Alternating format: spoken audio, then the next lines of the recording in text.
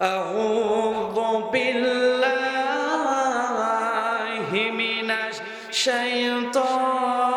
الشيطان الرجيم بسم الله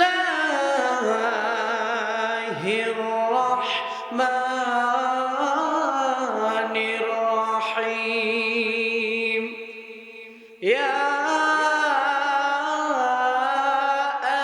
أيها المدثر قم فأنذر وربك فكبر صدق الله العظيم إن الله وملائكته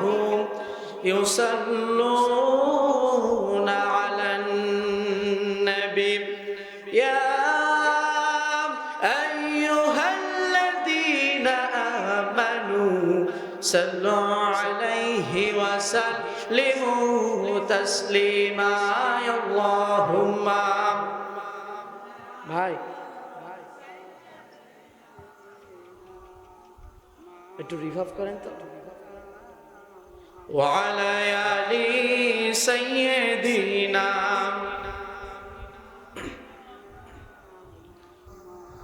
আসুক না যত বাধা যত ঝড় সাইক্লোন রাসূলের পথে মোরা চলবই ঠিক না বেটি আসুক না যত বাধা যত ঝড় সাইক্লোন রাসূলের পথে মোরা চলবই এ জীবন বাজি রেখে দিনের নিশান মোরা বাংলার আকাশে উড়াবই মোরা কামানের মুখোমুখি দাঁড়িয়ে মোরা কামানের মুখোমুখি দাঁড়িয়ে আল্লাহু আকবার বলবো আসুক না যত বাধা যত ঝড় সাইক্লোন রাসূলের পথে মোরা চলবই এ জীবন বাজি রেখে দিনের নিশান মোরা বাংলার আকাশে উড়াবই কন্যা আল্লাহু আকবার আমাদের দেহ বহে জিহাদি রক্ত প্রাণে প্রাণে বিপ্লবী ঝুমকার আল্লাহু আকবার আমাদের দেহ বহে জিহাদি রক্ত প্রাণে প্রাণে বিপ্লবী ঝুমকার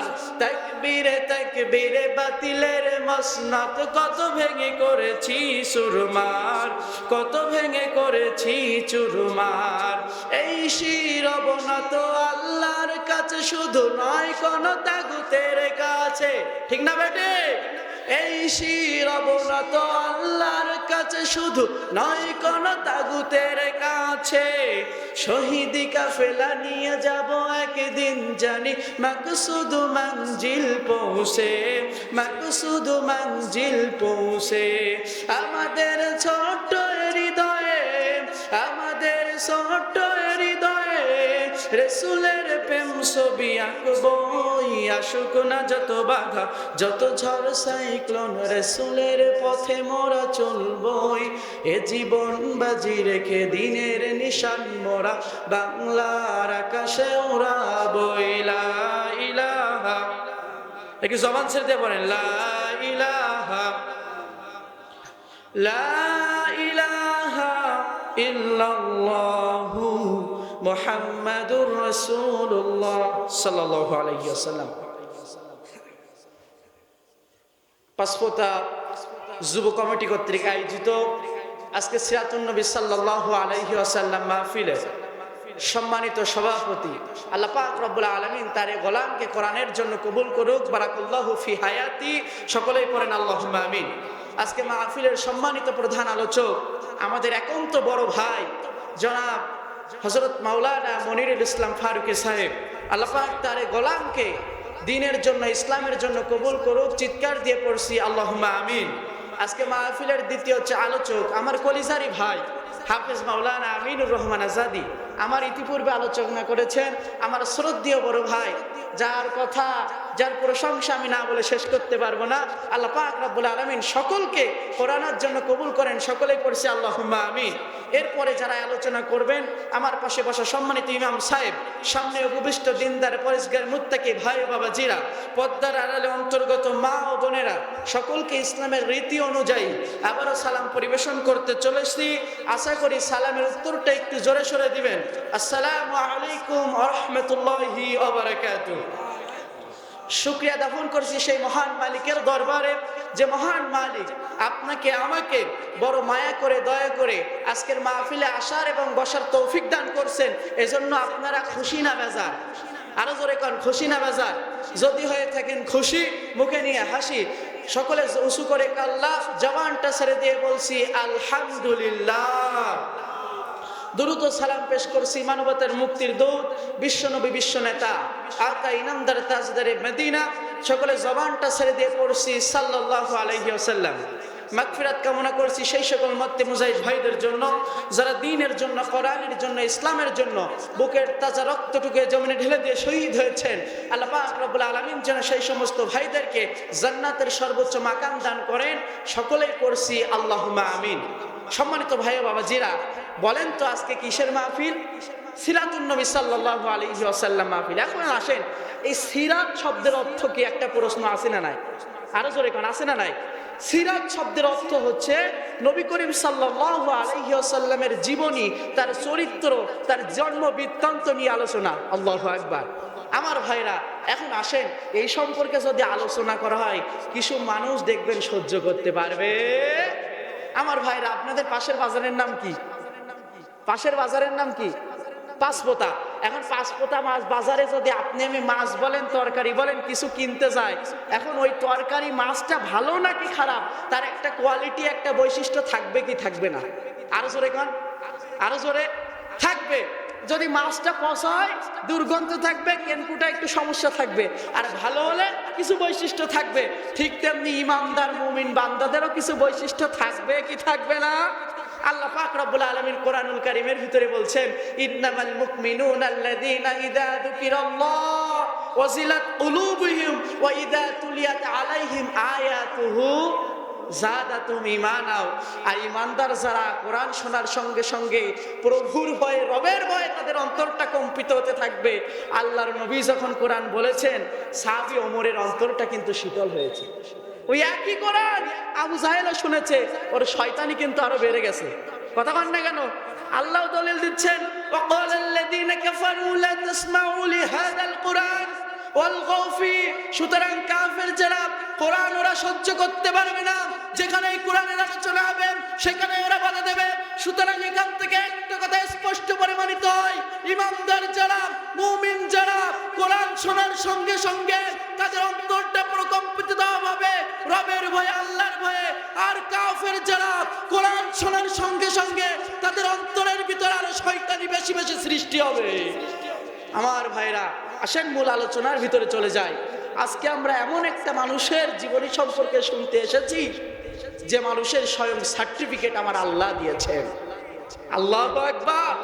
আমার ভাইরা, পৃথিবীর যত কিতাব রয়েছে, রাম রয়েছে, গীতা রয়েছে, বাইবেল রয়েছে, প্রত্যেকটা কিতাব গবেষণা করা শুরু হয়ে গেল।